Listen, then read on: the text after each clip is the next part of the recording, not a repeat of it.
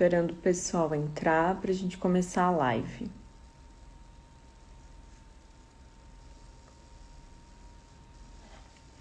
Então, hoje eu vou falar sobre qual é a importância de rastrear o HPV.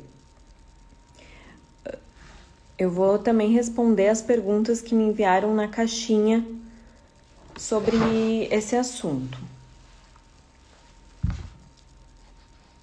Boa noite. Então, vamos começar. Qual que é a importância de rastrear o HPV? Então, para quem não sabe, o HPV é o papiloma vírus humano e ele está implicado na causa do câncer de colo de útero, de vagina, de vulva, de pênis e de ânus, tá? O câncer de colo de útero é o terceiro mais frequente nas mulheres no Brasil. E até 30% dos casos de câncer de colo de útero tem um exame de Papa Nicolau negativo. Ou seja, tem muitas mulheres que tinham exames de Papa Nicolau negativo e quando se veem estão com um câncer.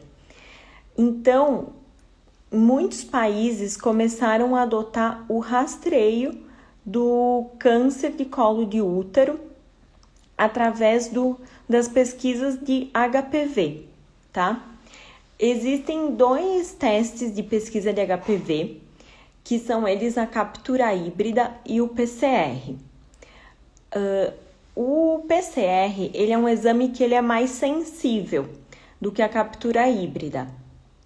Então, sempre que possível, a gente dá preferência para fazer ele. E esse exame ele é feito junto na mesma coleta do exame do Papa Nicolau. A captura híbrida, ele é um exame que ele é um pouco menos sensível, só que alguns convênios não cobrem o PCR, então a gente acaba fazendo nos casos que só ele que está no rol do convênio ou só ele que está disponível.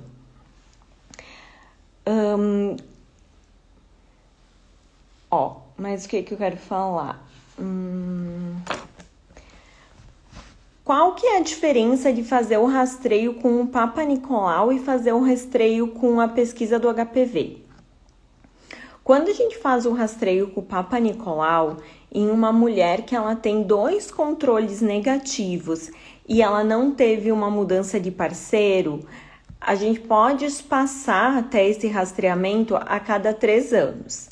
Quando a gente faz uma pesquisa de HPV negativa numa mulher que não teve uma mudança de parceiro, a gente consegue espaçar esse rastreamento até 5 anos. Então, por ele ser um teste melhor, é possível espaçar mais esse rastreamento.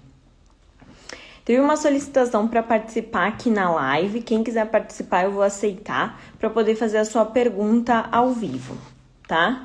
Então, a Luciana pediu. Vamos ver qual é a pergunta dela.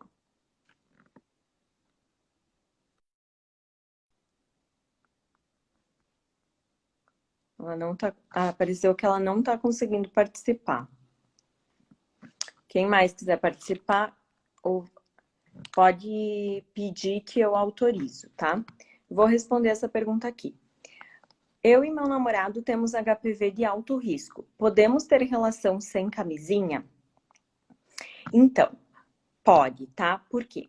O problema, quando a pessoa tá com uma pesquisa de HPV positiva, é quando ela tem um novo parceiro, que ela pode transmitir esse HPV para o novo parceiro. Quando é um parceiro que ela já tinha, por exemplo, assim, eu estou há 20 anos casada e daí eu vou fazer um exame de Papa Nicolau, junto faço um rastreio de HPV e ele dá positivo. Esse parceiro já teve contato. O que pode acontecer? Pode acontecer de ele rastrear e o exame dele dar negativo. Por quê? Porque a imunidade é individual de cada um. Tem pessoas que têm uma imunidade melhor e conseguem clarear a infecção, ou seja, se livrar do HPV, e outras não. Então, nesse caso aqui, como os dois têm provavelmente até o mesmo subtipo, porque já tem contato, pode ter relação sem preservativo, porque não tem perigo desse HPV ficar mais forte, certo? Outra dúvida que eu quero responder. Aqui. Quando que é válido fazer a pesquisa do HPV, tá? Então, uma das indicações é para rastreamento. Então, principalmente mulheres acima dos 30 anos, fazer o rastreamento junto com o Papa Nicolau da pesquisa do HPV, por ele ser mais sensível do que o próprio Papa Nicolau. Outra é para segmento pós-tratamento. O que é isso? Mulheres que tiveram uma lesão de alto grau, que precisou tratar com cirurgia, tá? E eu vou explicar aqui agora o que é lesão de baixo grau e lesão de alto grau. O fato de a pessoa ter uma infecção pelo HPV não é uma doença. Isso é uma doença quando essa infecção está causando alguma lesão. E as lesões que nos preocupam mais são as lesões do colo do útero. Essas lesões, elas podem ser lesões de alto grau ou de baixo grau. Lesões de baixo grau são lesões que têm uma chance baixa de evoluir para câncer, que é o NIC1, que é a neoplasia intraepitelial grau 1, tá? A chance dela virar um câncer é de 1%, tá? Já as lesões de alto grau, que é o NIC2 e o NIC3, a taxa de progressão delas é maior. O NIC3, a taxa de progressão dela é de 12% para câncer. Então, nesses casos, a gente acaba fazendo um tratamento, que é, por exemplo, a cirurgia do CAF, que é a colonização do colo do útero. E daí aqui tem a pergunta, que é, após CAF, se eu tiver relação com meu esposo sem camisinha, o vírus do HPV pode retornar mais forte? Então, aqui tem que saber se o marido tem lesão ou não. Porque se essa mulher, ela tratou e o marido, ele não tiver tratado, estiver com alguma lesão, sim, ela pode não melhorar, continuar tendo recidivas, que é novas lesões, tá? E a pesquisa do HPV, aqui ela auxilia para fazer o acompanhamento desse tratamento. Ou seja, se essa pesquisa do HPV ficar negativa, a chance dela ter uma recidiva, que é uma nova lesão, é muito baixa. Então, não vai ter. Por quê? Porque a gente sabe que não existe lesão sem HPV. Então, aqui está uma outra indicação fazer o rastreamento da HPV, que é pós-tratamento. Porque isso nos dá uma perspectiva de como que vai ser essa evolução, se ela vai ter novas lesões ou não, tá? Aqui é importante diferenciar do que é HPV de alto risco e o que é HPV de baixo risco. Existem mais de 13 tipos que a gente chama dos tipos de alto risco oncogênico, ou seja, que são tipos de HPV que têm uma maior chance de causar lesões que podem evoluir para câncer. Dentre eles, os dois piores é o tipo 16 e o tipo 18. 70% dos casos de câncer são relacionados a esses. E uma outra característica desses tipos, principalmente do HPV 16, é que a taxa de negativação, ou seja, a pessoa conseguir se livrar dessa infecção, é mais baixa, ou seja, mais demorado quando é o HPV 16. E quais que são os outros tipos de alto risco oncogênito? Eu até anotei aqui para falar para vocês. Tem o 31, o 33, o 45, o 52 e o 58, que também são os principais de alto risco oncogênico. Já os de baixo risco, eles estão mais relacionados aos condilomas, às verrugas genitais. Não significa que um HPV de baixo risco não possa causar uma lesão de alto risco, uma lesão com maior chance de evoluir para câncer, mas é menos provável. Então, principalmente o 6 e o 11, eles estão relacionados a 90% dos casos de condilomas, que são as verrugas genitais. Então, são duas coisas diferentes. Uma coisa é ser um HPV de alto ou de baixo risco, e outra coisa é ser uma lesão de alto ou de baixo risco. Lembrando que ter infecção não significa que a pessoa vai ter uma lesão, certo? Agora vamos falar um pouquinho do NIC1, NIC2 e o NIC3. Então, o que é isso? O NIC1 é uma lesão de baixo grau, que ela marca mais a presença do vírus, que o vírus está ali.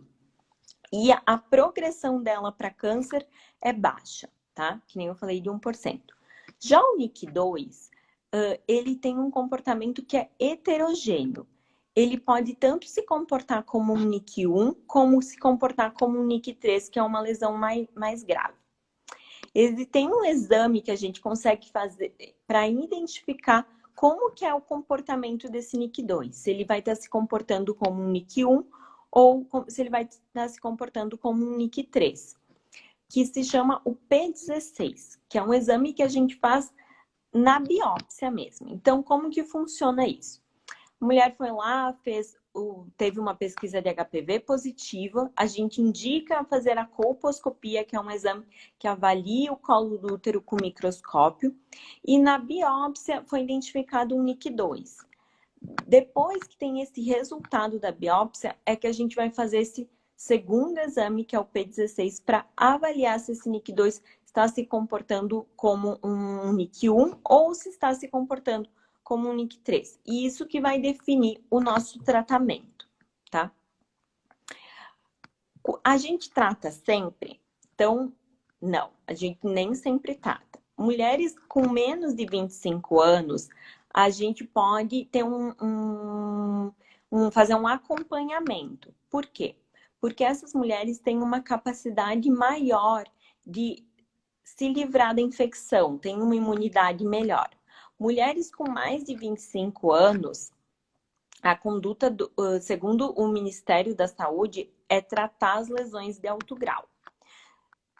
E esse tratamento vai depender de alguns fatores, tá? Qual que a gente vai optar. Se a mulher já teve filho ou não teve filho, para saber qual tratamento que a gente vai optar. Se a gente vai optar por fazer um tratamento a laser ou uma conização do colo do útero, dependendo desse histórico prévio da mulher e do tipo de lesão, tá? Vou aceitar aqui essa solicitação para participar da live. Vamos ver. Quem quiser participar, pode pedir que eu vou aceitando, tá? Para fazer a sua pergunta agora aqui online. Oi? Tá me ouvindo? Saiu. Gente, quem quiser fazer a pergunta online, pode mandar ou na caixinha ou a solicitação para participar, que eu aceito, tá bom? Então, vamos continuar aqui com as perguntas que eu já tinha recebido.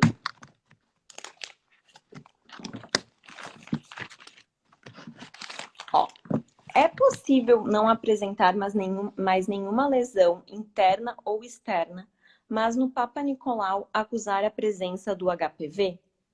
Minha colposcopia deu normal e não tenho nenhuma lesão externa. Então, assim, sim, tá? É possível uma pessoa já ter tratado as lesões e ela continuar com a pesquisa do HPV positiva. Por quê? Porque o tratamento, ele é feito para as lesões que o HPV causou. Não é feito para o HPV. Porque o HPV é um vírus, que nem o vírus da gripe, que nem o vírus do HIV. Até hoje não inventaram um remédio, um tratamento que tu faz para matar o vírus, tá? O que a gente faz é tratar as lesões e melhorar a imunidade do paciente, para quanto menos, melhor estiver a imunidade, menos lesão a pessoa tiver, maior é a chance desse HPV ficar negativo, tá? Então, isso é uma outra dúvida se o HPV tem cura. O HPV tem cura sim, vai depender do tipo de HPV, os tipos que são de alto risco oncogênico, que nem, por exemplo, o HPV-16, ele tem uma chance menor de conseguir ser eliminado, né? Mas isso não significa que ele não possa, ele pode sim, mas ele é um processo um pouco mais demorado do que os outros tipos. Se a pessoa fez o tratamento das lesões ou não, e como está a sua imunidade. Uma pergunta que eu recebo muito é como melhorar a imunidade. Então, a vacina é uma forma de melhorar a imunidade. A gente sabe que mesmo quem já teve HPV, quando faz a vacina, acaba tendo uma chance maior de o HPV ficar negativo e acaba tendo menos recidiva de lesão, até 87 vezes menos recidiva de lesão. Outra forma de melhorar a imunidade é não fumar, fazer atividade física, dormir 7 a 8 horas por dia, ter uma alimentação saudável. Para quem tem alguma imunodeficiência, seja ela HIV, uso de corticoide, fazer o tratamento dessa imunodeficiência, no caso do HIV seria usar as medicações para tratar o HIV, no caso do uso de corticoide, tentar reduzir, fazer a redução quando possível dessa medicação que faz essa imunossupressão, né? Então, melhorando a imunidade e tratando as lesões, a tendência é esse HPV ficar negativo. Então, aqui, respondendo à pergunta, sim, é possível manter um HPV positivo mesmo tendo feito o tratamento das lesões. Nesses casos, o que se faz? Se mantém fazendo o Papa Nicolau e a colposcopia, que é esse exame que avalia o colo do útero, a vagina e a vulva com uma lente de aumento, porque a mulher que tem uma pesquisa de HPV positiva, ela tem um risco maior de ter lesão. Não necessariamente ela vai ter uma lesão. Por quê? 80% da população vai ter contato com HPV em algum momento da sua vida.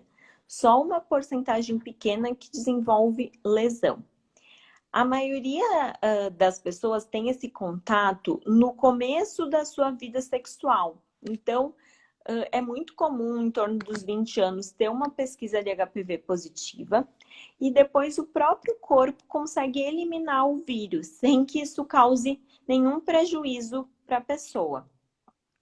Quando essa pesquisa de HPV começa a nos preocupar é quando ela está positiva depois dos 25 anos e principalmente depois dos 30 anos.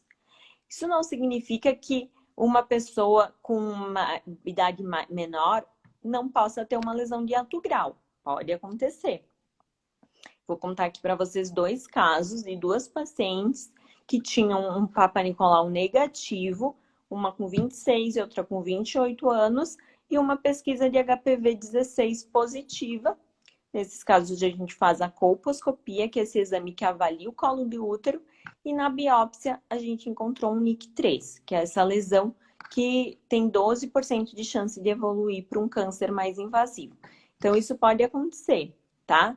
Mas, geralmente, os casos de lesão de alto grau e que evoluem para câncer nos preocupam acima dos 30 anos. Por quê? Porque o câncer de colo de útero é um câncer lento, de progressão lenta. Da infecção até a evolução, os estudos falam em torno de 18 anos, de evolução de lesão para câncer em torno de 10 anos. Então, é uma progressão lenta.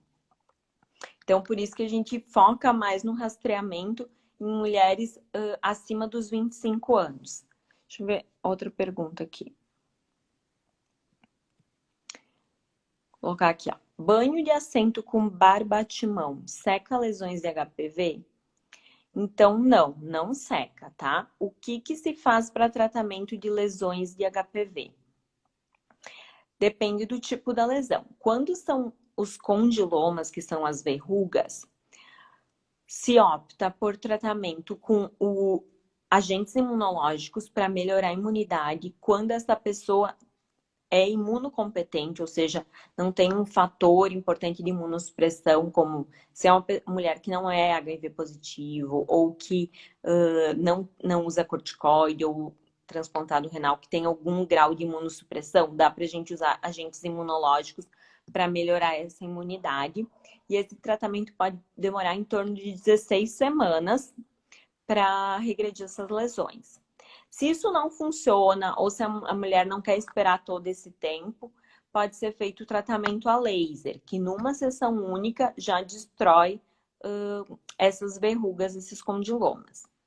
Já quando é o caso de lesões precursoras do câncer, que nem NIC1, NIC2 ou NIC3, daí vai depender. O NIC1 é possível fazer acompanhamento de 6 em 6 meses por até 2 anos.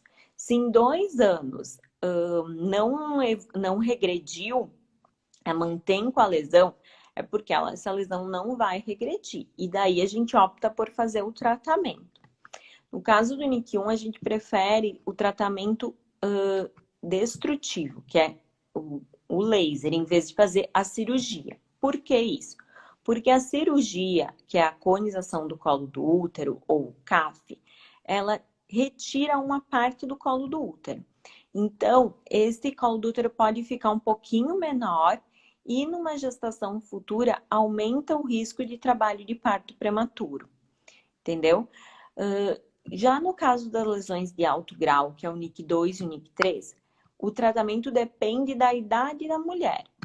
Se for uma mulher com menos de 25 anos, a gente sempre prefere pelo tratamento destrutivo, que é esse tratamento a laser, por causa desse risco que a cirurgia tem do trabalho de parto prematuro numa gestação futura. Já se é uma mulher acima dos 25 anos, em alguns casos a gente até pode fazer também um tratamento a laser, mas ele precisa ser individualizado caso a caso, certo? Outra dúvida. Toda mulher pode fazer o Papa Nicolau? Então, toda mulher que já iniciou a vida sexual ativa, tá? O preconizado é acima dos 25 anos. Abaixo dos 25 anos, precisa individualizar cada caso a caso para ver se vai ser necessário fazer ou não. E esse rastreamento vai terminar lá com 64 anos. Então, uma mulher com 64 anos que tem todos os controles negativos, nunca teve nenhuma lesão, e não teve uma mudança de parceiro, ela pode parar de fazer a coleta do Papa Nicolau ou da pesquisa do HPV.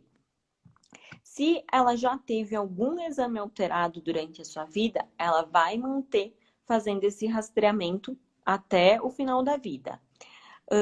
Se ela teve algum evento novo, por exemplo, mudou de parceiro, também vai fazer esse rastreamento. Por quê? Porque daí ela está se expondo novamente, ela tem um novo risco de contágio. E para as mulheres mais velhas, o risco de evolução é maior. Por quê? Porque a capacidade do corpo eliminar o vírus é menor, certo? Outra dúvida aqui. O corpo pode criar anticorpos e o HPV sumir? Sim, pode. Na grande maioria dos casos é isso que acontece. A pessoa se infecta, tá? E o corpo mesmo acaba criando anticorpos para clarear, o que a gente chama de clarear a infecção, que é fazer o HPV sumir, tá? A vacina ajuda nisso, porque a quantidade de anticorpo formado com a vacina é 57 vezes maior do que a infecção natural. Então, quando a gente faz a vacina, a gente produz mais anticorpo, tá? Algo que é novo, que não se sabia, antigamente a gente falava assim, a pesquisa do HPV deu negativa é porque o teu corpo eliminou a infecção. Hoje em dia a gente sabe que não é bem assim. Quando o HPV, a pesquisa dá negativa, depois de já ter estado positiva, pode ser tanto que o corpo tenha eliminado a infecção, como pode ser que ele esteja numa taxa de detecção muito baixa, ou seja, a quantidade, a carga viral está muito baixa e os testes atuais não conseguem identificar, certo?